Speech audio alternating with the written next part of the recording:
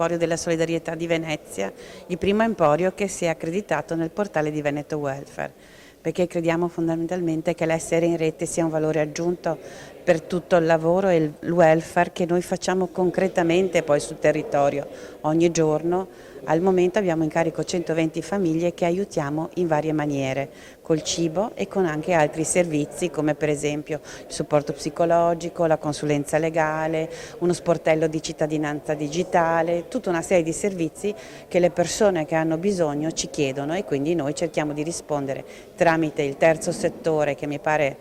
uno dei valori aggiunti del nostro territorio. Riusciamo a rispondere in maniera, crediamo, abbastanza corretta.